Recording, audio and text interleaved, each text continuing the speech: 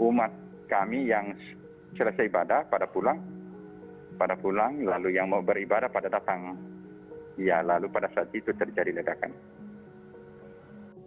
Inilah pernyataan dari Pastor Wilemus setelah bom bunuh diri meledak di pintu Gereja Katedral Makassar, Sulawesi Selatan pada Minggu 28 Maret. Insiden ini tidak hanya mengejutkan masyarakat Indonesia, tapi juga mancanegara. Kapolri Jenderal Listio Sigit Prabowo menyatakan bahwa pelaku bom adalah pasangan suami istri yang baru menikah 6 bulan. Salah satu pelaku bom juga sudah meninggalkan surat wasiat untuk pamit mati syahid.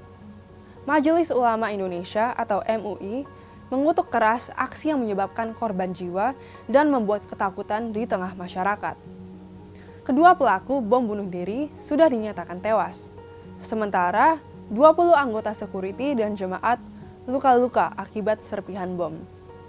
Lalu, apa motivasi di balik bom bunuh diri tersebut? Kita akan bahas di Quick Insight. Betapa sedihnya tanah air kita udah nggak asing sama aksi terorisme. Dalam 5 tahun terakhir ini, ada 10 kejadian bom bunuh diri dan 4 diantaranya terjadi di tempat ibadah. Padahal Bhinneka Tunggal Ika ada di lambang Pancasila. Tapi terorisme dan radikalisme di negara kita masih tinggi. Survei Badan Nasional Penanggulangan Terorisme atau BNPT menunjukkan bahwa indikasi potensi radikalisme pada tahun 2020 adalah 14%, yaitu turun 12,2% dari 2019. Namun kalau kita hitung, 14% dari penduduk Indonesia itu lebih dari 37 juta orang. Jadi sebenarnya sedikitnya ada 37 juta orang yang beresiko terpapar radikalisme. Dalam kasus bom Makassar, Kapolri mengatakan bahwa pelaku bom bunuh diri adalah anggota dari Jamaah Ansharut Daulah, yaitu sebuah kelompok militan Indonesia yang juga pernah meledakkan sebuah katedral di Filipina. Menurut eks-terpidana teroris Khairul Ghazali, pola serangan teroris dalam 5 tahun terakhir sudah berubah sejak pengaruh ISIS pada 2014.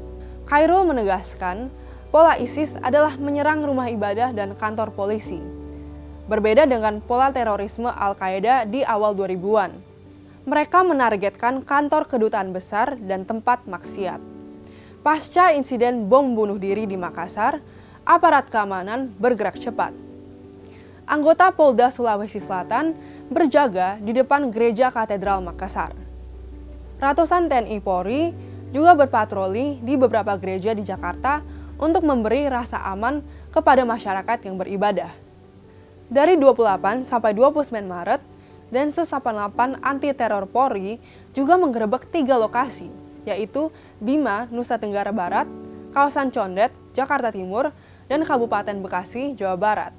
Dari operasi ini, mereka berhasil mengamankan 9 orang terduga teroris dan juga barang bukti berupa bom aktif serta bahan peledak.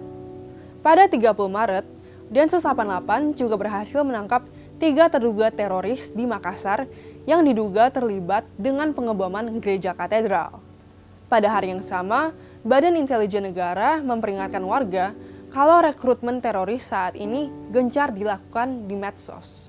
BNPT juga umumkan kalau mereka mau memaksimalkan program deradikalisasi bagi napi dan simpatisan terorisme di daerah Sulawesi Selatan.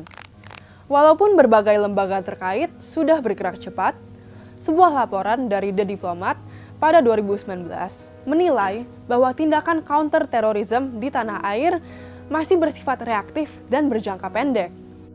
Laporan itu mencatat kalau faktor terorisme seperti korupsi di badan kepolisian dan militer belum ditangani secara sistematis. Jadi langkah-langkah ini belum cukup untuk mengurangi risiko radikalisme di Indonesia.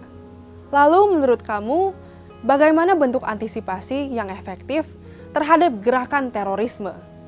Tulis komentarmu di bawah. Minggu lalu kita bahas tim bulu tangkis Indonesia yang terpaksa mundur dari All England 2021. Seperti biasa, gue pengen bacain top komen kita ya. Nining di Facebook bilang, gak mungkin yang COVID bisa naik pesawat. Alasan aja untuk tim Indonesia agar tersingkir. Azhar Panjaitan bilang sebenarnya aneh jika Indonesia tidak protes keras. Seharusnya tim Indonesia bisa tuntut ganti rugi ke penerbangan yang lalai. Jadi tulis komentarmu buat video ini biar gue bisa bacain minggu depan.